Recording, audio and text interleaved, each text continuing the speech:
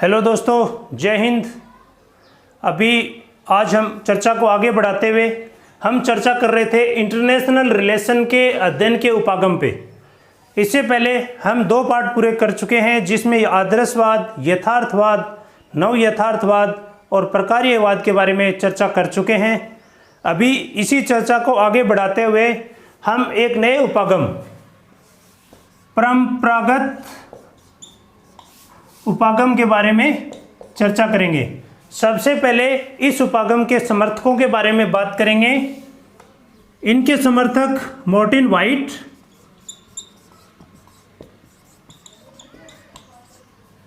उसके बाद में रेमा आरो और इनके मुख्य समर्थकों में टाइनबी। ये जो 3 राजनीतिक शास्त्रियों के नाम लिखे हैं, ये तीनों राजनीतिक शास्त्री परंपरागत उपागम के क्या हैं? समर्थक हैं। तो अभी हम समझेंगे कि परंपरागत उपागम है क्या, या आईआर या इंटरनेशनल रिलेशन के परंपरागत उपागम के अंदर किस टाइप के सामान्य पहलू या इसको किस तरीके से समझते हैं। ऐसे समझते हैं कि परंपरागत जो उपागम है उसके अंदर इतिहास, सिद्धांत और आदर्शों के ऊपर क्या दिया गया है? बल दिया गया है। यानी कि परंपरागत के अंदर हम क्या करते हैं?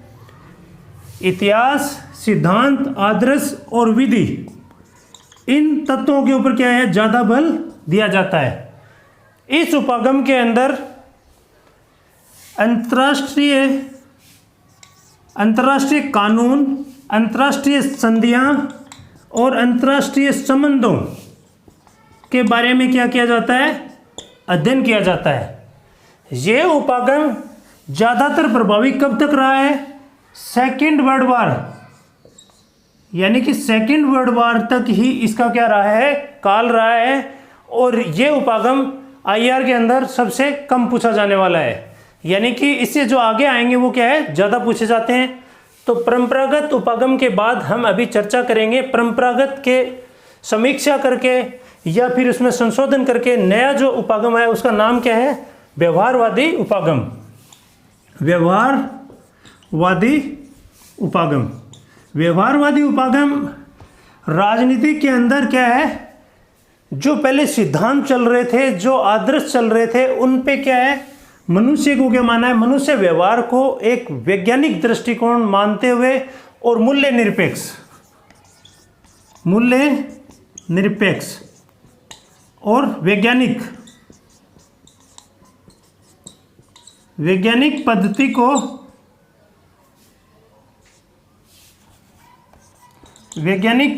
को अपनाते हुए जो व्यवहारवादी, जो जैसे कि डेविड ईस्टन ये क्या बोलते हैं? मानव व्यवहार का क्या किया जा सकता है? भविष्यवाणी किया जा सकता है। मानव व्यवहार का क्या किया जा सकता है? भविष्यवाणी किया जा सकता है। इस टाइप के विचार आपको किस में मिलेंगे? व्यवहारवादी उपागम में मिलेंगे। अभी हम आगे देखेंगे व्यवहारवादी उपागम जो कि मूल्य निरपेक्ष, यानी मूल्यों को नहीं मानता है और वैज्ञानिक पद्धति पे क्या करता है? बल देता है। अभी हम व्यवहारवादी उपागम के ही कुछ पार्ट देखेंगे, जिसमें सबसे पहले हम देखेंगे व्यवस्थावादी उपागम। व्यवस्थावादी उपागम, जो व्यवस्थावादी उपागम है उसको सबसे ज़्यादा प्रसिद्ध करने में योगदान किसका है? Martin Kaplan. ये एक राजनीतिक शास्त्री हैं जिनका नाम आपको मैच द फ्लोइंग में कहीं भी पूछा जा सकता है। और सबसे इम्पोर्टेंट जो आईआर के अंदर हमारे से क्वेश्चन पूछा जाता है, अगर आईआर अंतर्राष्ट्रीय रिलेशन के अंदर व्यवस्थावादी उपागम का जो जन्मदाता है वो कौन है? मार्टिन कैपलान है। या फिर एक नाम आता है केथ थॉम्सन, जिन्होंने क्या किया था? व्यवस्थावादी उपागम को सबसे पहले शुरू किया था। आपसे ज़्यादातर प्रश्न में क्या पूछा जाता है? यही पूछा जाता है। तो अभी हम आगे चर्चा करेंगे कि व्यवस्थावादी उपागम आया कहाँ से है। ये जीव विज्ञान से आया है। जीव विज्ञान के अंदर इस उपागम की पहले चर्चा हुई है, जिसके समर्थक क्या हैं? लुडविन वान और ब्रटफली।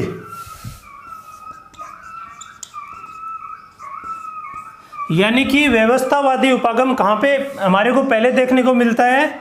व्यवस्थावादी उपागम हमारे को जीव विज्ञान के अंदर देखने को मिलता है। वहाँ पे उसके समर्थक कौन है? लुडविनान और ब्रटफली है।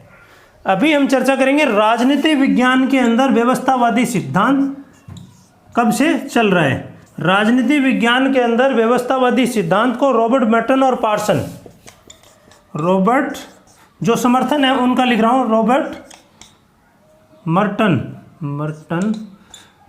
मर्टन और पार्सन्स। यानी कि आप इसको इस तरीके से याद कर सकते हो कि आपसे कभी कभी मैच द फ्लोइंग में पूछा जा सकता है कि अंतर्राष्ट्रीय राजनीति के अंदर व्यवस्थावादी सिद्धांत किसने शुरू किया? तो मार्टिन कैप्लान ने। जीव विज्ञान के अंदर या व्यवस्थावादी सिद्धांत का सबसे पहले उल्लेख कहाँ पे मिलता है? जीव विज्ञान में मिलता है। और किसने दिया था? लुडविन वान ने दिया था। और राजनीति विज्ञान के अंदर सबसे पहले व्यवस्थावादी सिद्धांत, यानी आईआर और राजनीति विज्ञान में फर्क है। देखो नामों का डिफरेंस है, इसको क्या करना आपने पकड़ना है। तो यहाँ पे किसने दिया? रॉबर्ट मर्टन और पार्सन ने दिया है। और अभी एक सबसे इंपॉर्टेंट रह गया, राष्ट्रीय राजनीतिक, यानी कि आप समझे यह राजनीतिक लिखा है, अभी मैं एक शब्द का थोड़ा चेंज कर रहा हूं। देखो राष्ट्रीय राजनीतिक में व्यवस्थावादी सिद्धांत किसने दिया? राष्ट्रीय राजनीति के अंदर व्यवस्थावादी जो सिद्धांत है वो किसने दिया? डेविड ईस्टन और आमंड। ये भी काफ़ी इंपॉर्टेंट है, हमारे यूजीसी नेट और पॉलिटिकल साइंस लेक्चरर के लिए काफ़ी इंपॉर्टेंट है। इसको हम अलग से किसी लेक्चर में समझेंगे। अभी हम चर्चा को आगे बढ़ाते हुए आज का जो हमारा ये जो सारे हैं ये तो इंटरलिंकिंग है इससे, लेकिन आज का हम किस पे बात करेंगे? आईआर के अंदर व्यवस्थावादी उपागम के ऊपर। यानी कि क्वेश्चन किसी भी तरीके से आए, आप क्या होगे उसमें सुपीरियर हो या आपकी पकड़ से बाहर ना हो, इसीलिए मैं क्या कर रहा हूं, आपको ये चीज़ें बता रहा हूं। अभी हम देखते हैं मार्टिन कैप्लान के बारे में। मार्टिन कैप्लान इन्होंने सबसे पहले एक कथन के हिसाब से हम शुरू करते हैं। इन्होंने एक कथन बोला था कि परंपरावाद और व्यवहारवाद के बीच में जो संघर्ष है या जो बहस है उसको क्या बोला इन्होंने? महान बहस बोला। परंपरावाद और व्यवहारवाद के बीच जो बहस है, इस बहस को क्या बताया इन्होंने? महान बहस बताया। यानी कि मार्टिन कैप्लान का एक कथन डायरेक्ट कभी पूछा जाता है आपसे, परंपरावाद और व्यवहारवाद के बीच का जो बहस है इसको महान बहस किसने बोला? तो किसने बोला? मार्टिन कैप्लान ने बोला। और आपसे डायरेक्ट किसी मैच द फ्लोइंग में भी कथन पूछा जा सकता है, तो आप ध्यान रखेंगे। अभी आप देखेंगे मार्टिन कैप्लान का व्यवस्थावादी सिद्धांत के सामान्य पहलू क्या क्या हैं, या मार्टिन कैप्लान ने अपने जो व्यवस्था सिद्धांत में है, जो आईआर के अंदर जो व्यवस्था है उसके अंदर इन्होंने क्या बताए हैं? 6 स्टेज बताए हैं। यानी कि राष्ट्र क्या है, 6 स्टेज में क्या करते हैं? अंतर्राष्ट्रीय संबंधों के अंदर क्या करते हैं? अलग अलग संबंध बनाते हैं। सबसे पहले हम बात करेंगे नंबर 1, शक्ति संतुलन। शक्ति संतुलन इन्होंने इस तरीके से समझाया कि जो अंतर्राष्ट्रीय संबंधों के अंदर शक्ति संतुलन, जब दो शक्तियां आपस में बराबर शक्तिशाली हो जाती हैं, जैसे कि एक टाइम पे यूके और फ्रांस, यानी कि ब्रिटिश और फ्रांस की जो शक्तियां थी 18वीं या 19वीं सदी के स्टार्टिंग में, ये दोनों शक्तिशाली थे। तो इनके बीच में क्या था? एक शक्ति संतुलन था और ये दोनों आपस में क्या कर रहे थे? संघर्ष नहीं कर रहे थे। ऐसा समझाने का प्रयास किया है। नंबर 2 पॉइंट, दूसरा स्टेज क्या होगा? नंबर 1 शक्ति संतुलन हो गया। नंबर 2 जो स्टेज होगा वो होगा स्थिर द्विध्रुवीय ध्रुवीय व्यवस्था।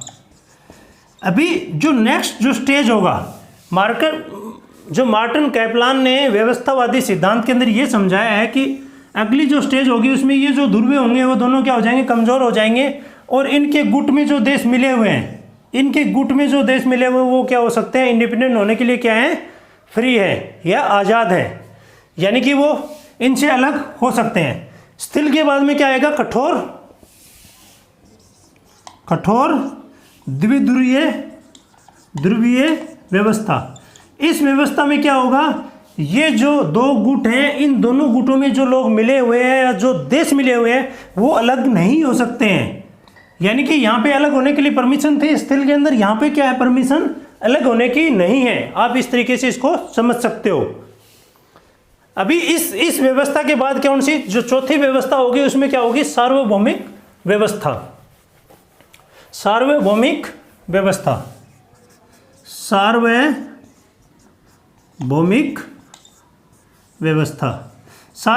व्यवस्था में मार्टिन कैपलान यह समझाना चाहते हैं कि पूरे विश्व के अंदर एक ऐसी इंटरनेशनल गवर्नमेंट होगी जो क्या करेगी, सभी देशों के इंटरनेशनल जो रिलेशन है उनको क्या करेगी, प्रभावित करेगी। यानी कि इंटरनेशनल लेवल पे क्या होगी, है कि गवर्नमेंट होगी जो सभी देशों के जो IR जो इंटरनेशनल रिलेशन है उनको क्या करेगी, वो कंट्रोल करेगी, नियंत्रण करेगी, और उनके बीच में क्या होगी, एक सही से व्यवस्था बनी रहेगी। नेक्स्ट पॉइंट, सार्वभौमिक के बाद आपको आएगा पद सोपानिक। अगला जो 5वां स्टेज है उसमें उन्होंने बताया है पद सोपानिक में इन्होंने ये बताने की कोशिश किया है कि वो जो इंटरनेशनल गवर्नमेंट थी उसी पे एक राष्ट्र क्या कर लेगा, पूरी तरह से यहाँ पे बैठ जाएगा, और बाकी राष्ट्र क्या हो जाएंगे, एक पद सोपान से क्या करेंगे, नीचे लग जाएंगे। जैसे आज अगर हम माने थोड़े दिन पहले USA क्या था, सबसे शक्तिशाली था, आज USA को सब टक्कर दे रहे हैं। उसके नीचे जैसे चाइना लगा हुआ है, उसके नीचे जैसे इंडिया लगा हुआ है, इसके नीचे जैसे पाकिस्तान लगा हुआ है। तो यानी कि विश्व के अंदर एक सर्वोच्च शक्ति किसी राष्ट्र के हाथ में होगी, और वो राष्ट्र क्या करेगा, अंतर्राष्ट्रीय व्यवस्था को क्या करेगा, पूरी IR को, अंतर्राष्ट्रीय रिलेशन को क्या करेगा, पूरे को प्रभावित करेगा। इस टाइप की जो व्यवस्था वो किसमें बताई है, पद सोपानिक व्यवस्था में बताई है। नेक्स्ट पॉइंट है एक परमाणु से रिलेटेड है, उसको बोलते हैं इकाई वीटो व्यवस्था। इकाई वीटो व्यवस्था से मतलब यह है कि सभी राष्ट्रों के पास में क्या होंगे, बम होंगे, परमाणु हथियार सभी राष्ट्रों के पास होंगे। जैसे भारत के पास है, पाकिस्तान के पास है, नॉर्थ कोरिया के पास है, इसी तरीके से पूरी दुनिया के सभी देशों के पास क्या है, परमाणु बम होंगे। तो जो शक्ति होगी वो क्या हो जाएगी, इसको बहुध्रुवीय व्यवस्था भी कहते हैं। यानी कि इस व्यवस्था को क्या है, बहुध्रुवीय व्यवस्था भी कहते हैं। क्यों? क्योंकि जो शक्ति हर देश क्या कर सकता है, किसी दूसरे देश का क्या कर सकता है, मास डिस्ट्रक्शन कर सकता है, या पूर्णतः उसको क्या कर सकता है, बर्बाद कर सकता है। ये इन्होंने क्या बताए थे, व्यवस्थावादी सिद्धांत के अंदर 6 स्टेप बताए थे, या व्यवस्था सिद्धांत के अंदर 6 स्टेज बताए थे। लेकिन मार्टिन कैपलान ने आधुनिक परिदृश्य में ये पॉइंट सेट नहीं बैठ रहे थे, इन्हीं को रिलेवेंस, यानी कि अपने व्यवस्था सिद्धांत को रिलेवेंस बनाने के लिए,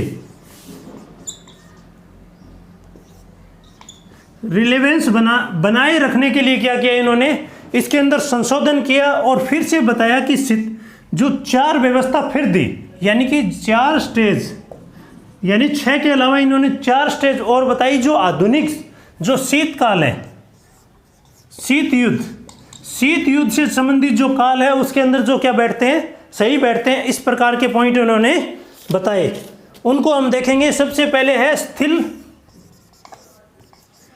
द्विध्रुवीय व्यवस्था। सेम जैसे कि सबसे पहले क्या होंगे, जो 2 ध्रुव बने हैं, USSR। मैं क्यों बता रहा हूँ, शीत युद्ध काल में उसको प्रासंगिक, व्यवस्था सिद्धांत को प्रासंगिक बनाए रखने के लिए क्या किया था इन्होंने, इसमें सुधार किया था। 4 पॉइंट और दिए। USA, ये 2 ध्रुवे थे, यानी ये सोवियत और ये पूंजीवादी, यानी ये साम्यवादी और ये पूंजीवादी, ये दोनों ध्रुवे क्या होंगे, अगर स्थिर होंगे तो जो नाम होगा, यानी कि जो गुटनिरपेक्ष देश होंगे, जो गुटनिरपेक्ष देश होंगे वो किसी भी देश में, किसी भी देश के संबंध बनाने के लिए क्या रहेंगे, फ्री रहेंगे। कौन सी व्यवस्था में? स्थिर द्विध्रुवीय व्यवस्था में। अभी हम बात करेंगे कठोर द्विध्रुवीय व्यवस्था। इस व्यवस्था के अंदर क्या होगा? सेम, जो नाम के जो सदस्य हैं वो क्या करेंगे, एक दूसरे से अलग नहीं हो सकते। इसके विपरीत ये पॉइंट इन्होंने समझाया था। नेक्स्ट अभी क्या देखेंगे, नंबर 2 पे इन्होंने दिया है देतांत। शीत युद्ध काल में एक टाइम आया था जिसको बोलते हैं देतांत। देतांत में क्या हुआ था, दोनों जो यूएसएसआर और यूएसए जो दोनों शक्तियां थी, जो दो गुट थे, वो आपस में क्या करने लग गए थे, एक दूसरे का सहयोग यानी कि आर्थिक, राजनीतिक, सामाजिक, सांस्कृतिक इस टाइप के सहयोगों को क्या करने लग गए थे, धीरे धीरे बल देने लग गए थे। इसीलिए मार्टिन कैप्लान ने नंबर 2 पॉइंट में क्या बताया था, देतांत के बारे में बताया था। यानी कि विश्व व्यवस्था के अंदर अंतर्राष्ट्रीय संबंधों में इनके बीच में सहयोग भी हो सकता है। अभी हम बात करेंगे तीसरा पॉइंट, अस्थायी गुटकर्ता निकाय। अस्थायी गुटकर्ता निकाय, इसका मतलब यह है कि ये जो राष्ट्र हैं, जो यूएसएसआर और जो यूएसए, जो दुनिया के अंदर शीत युद्ध में 2 ध्रुव बन चुके हैं, ये एक दूसरे के ऊपर क्या करेंगे, संदेह करेंगे, यानी किसी के ऊपर पूर्णतः भरोसा नहीं करेंगे। जैसे कि रोनाल्ड रीगन का काल, ये मार्गरेट थैचर और रोनाल्ड रीगन का आपने पढ़ा होगा ना, यूएसएसआर को तोड़ने में जिन्होंने मुख्य भूमिका निभाई थी, उनके बारे में बता रहा हूँ। अभी नेक्स्ट जो लास्ट पॉइंट है उसमें जैसे हमने पढ़ा था इकाई वीटो लास्ट वाला, तो इसी में क्या है, परमाणु से ही संबंधित है, लेकिन उसमें क्या है, अपर्याप्त प्रसार परमाणु। यानी कि इस पॉइंट में यह समझाना चाहता है कि पूरे विश्व में परमाणु नहीं होगा, कुछ शक्तियों के पास क्या होगा, परमाणु होगा, जैसे भारत, यूके, यूएसए, फ्रांस। तो इनके साथ में क्या करेंगे, दूसरे देश क्या करेंगे, चिपक जाएंगे और ये एक ऐसी व्यवस्था बनेगी जिसमें कई गुट बन जाएंगे।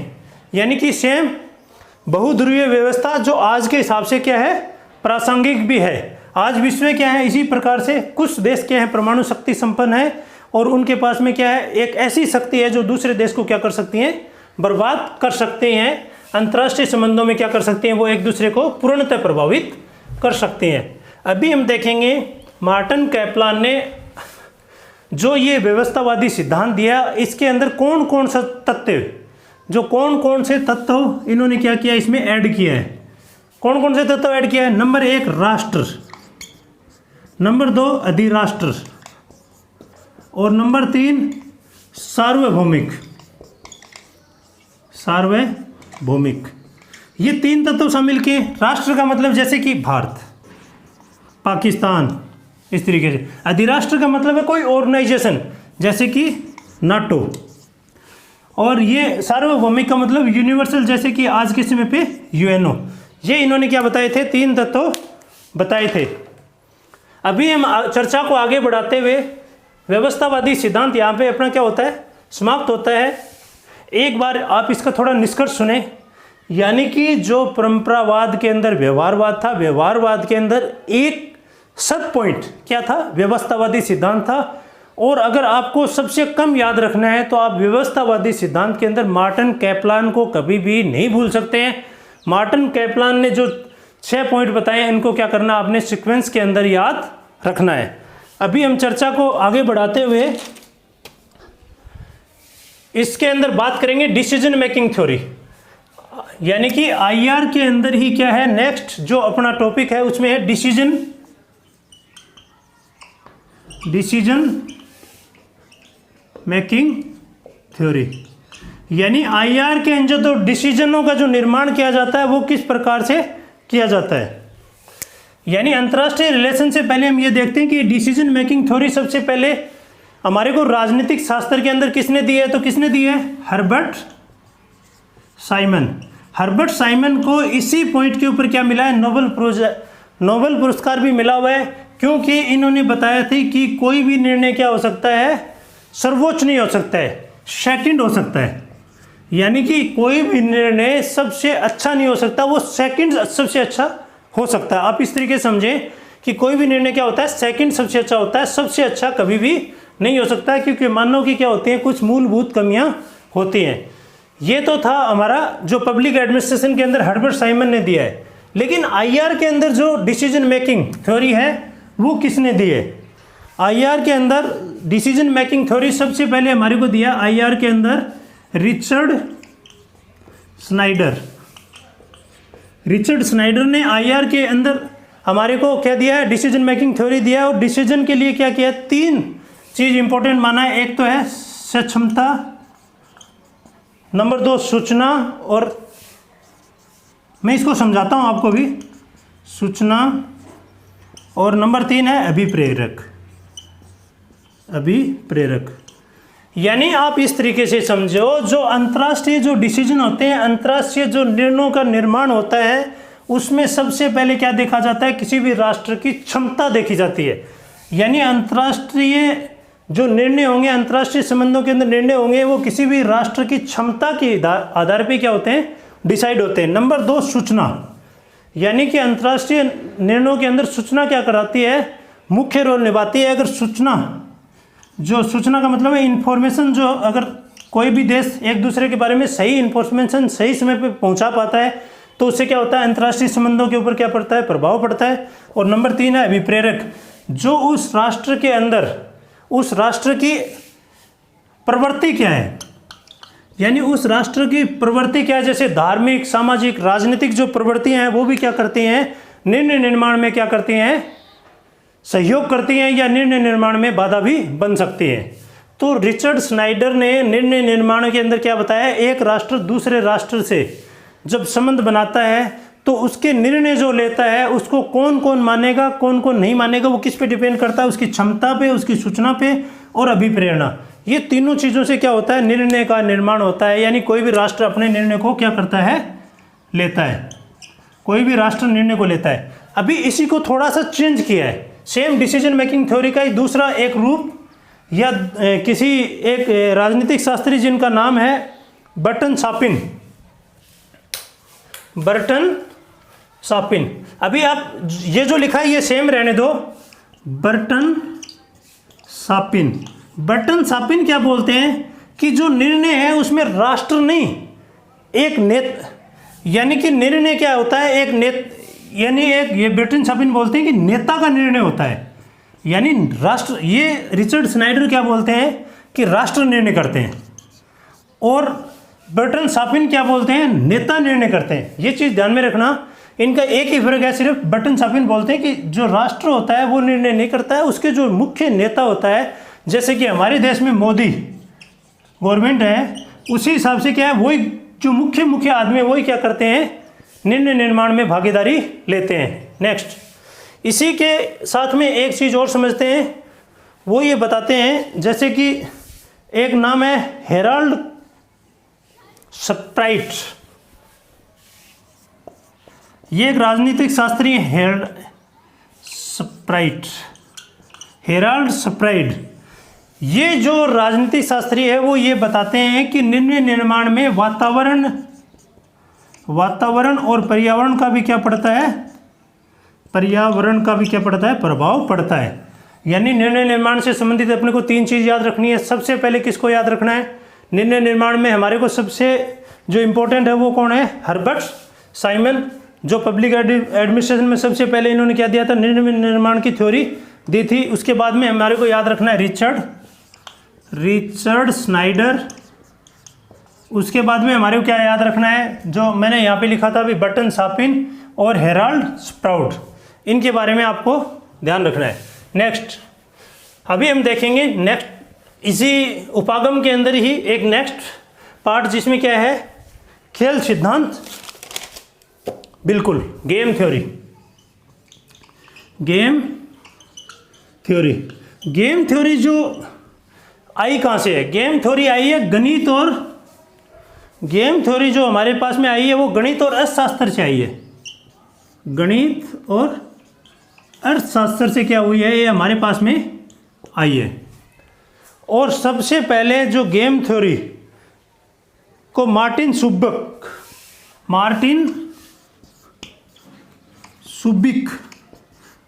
सुबिक, ये कभी भी आपको मैच द फॉलोइंग में मिलेगा। तो गेम थ्योरी का जो जन्मदाता है या गेम थ्योरी का मुख्य प्रवर्तक कौन है? मार्टिन सुबिक है। इन्होंने क्या समझाने का प्रयास किया है? इन्होंने ये समझाने का प्रयास किया है, सबसे पहले मैंने आपको ये बता दिया कि गेम थ्योरी का जो कहाँ से लिया है। गेम थ्योरी होता क्या है? आईआर के अंदर गेम का मतलब है, जैसे ये भारत है, ये पाकिस्तान है, आप इस तरीके से समझें, ये इंडिया, ये पाकिस्तान। तो ये जो दोनों राष्ट्र हैं वो क्या करते हैं? प्लान करते हैं, प्लान को क्रियान्वयन करते हैं। किस लिए? राष्ट्रीय हित, यानी ज़्यादा से ज़्यादा राष्ट्रीय हित के लिए क्या करते हैं? एक गेम की तरह, एक खेल की तरह क्या करते हैं? अपने राष्ट्रीय हितों को पूर्ति करने के लिए क्या करते हैं? प्लान बनाते हैं, काउंटर प्लान बनाते हैं, और जो प्लान बनाते हैं उनका क्या करते हैं? उनको क्या करते हैं? क्रियान्वयन करते हैं, क्रियान्वयन। तो इसी तरीके से आप समझ सकते हैं कि गेम थ्योरी जो है वो अलग अलग राष्ट्रों में क्या होगी, हर राष्ट्र अपने हितों को पूर्ति करने के लिए क्या करेगा? ये गेम की तरह क्या करेगा? प्लान करेगा। तो अभी हम सबसे पहले ये देखेंगे कि गेम थ्योरी के अंदर 3 प्रकार के क्या दिए हुए हैं? गेम दिए हुए हैं। सबसे पहले क्या है? Zero sum game. Zero sum game जो है उसके अंदर क्या होता है? जैसे एक राष्ट्र ये है, एक राष्ट्र ये है, ये क्या करते हैं? स्पष्ट रूप से एक दूसरे का लाभ या हानि होती है। आप ऐसा माने कि ये भारत है, ये पाकिस्तान है, यानी ये जो जीरो सम गेम है इसमें क्या होता है? स्पष्ट रूप से एक देश को फायदा और दूसरे देश को क्या होती है? हानि होती है। इस प्रकार का जो गेम होता है उसको क्या बोलते हैं? जीरो सम गेम बोलते हैं। अभी दूसरा गेम सतत गेम, और इसमें क्या होता है? हमेशा बड़ा संघर्ष होता है, और संघर्ष में क्या होता है? एक देश पूर्णतः क्या हो जाता है? पाकिस्तान क्या हो जाएगा? पूर्णतः नष्ट हो जाएगा, और भारत क्या होगा? पूरी तरह लाभ की स्थिति में होगा। अभी नेक्स्ट जो गेम है वो है सतत गेम थ्योरी। सतत गेम थ्योरी में ये बताया गया है कि ये जो दोनों राष्ट्र हैं, भारत और पाकिस्तान, क्या है? दोनों सहयोग से बिना लड़ाई के भी क्या कर सकते हैं? अपने लाभ, अपने हितों की क्या कर सकते हैं? पूर्ति कर सकते हैं। यानी जो सतत गेम थ्योरी है उसमें क्या बताया गया है? ये बताया गया है कि वो क्या कर सकते हैं? अपने हितों की पूर्ति कर सकते हैं। अभी तीसरा जो इसी के अंदर है, गेम थ्योरी के अंदर ही पॉइंट, वो है क्या है? Non zero sum game.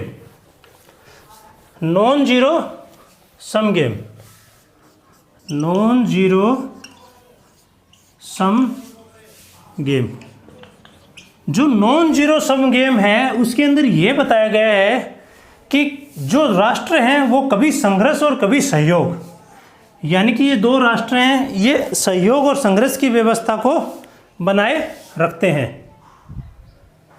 तो अभी हम टाइम को देखते हुए आज इस टॉपिक को क्या करते हैं? इन गेम के ऊपर ही क्या कर देते हैं? छोड़ देते हैं, और नेक्स्ट जो पार्ट होगा उसमें क्या करेंगे? हम इसी आईआर के जो अध्ययन के जो उपागम है इनको क्या करेंगे? फिनिश कर देंगे।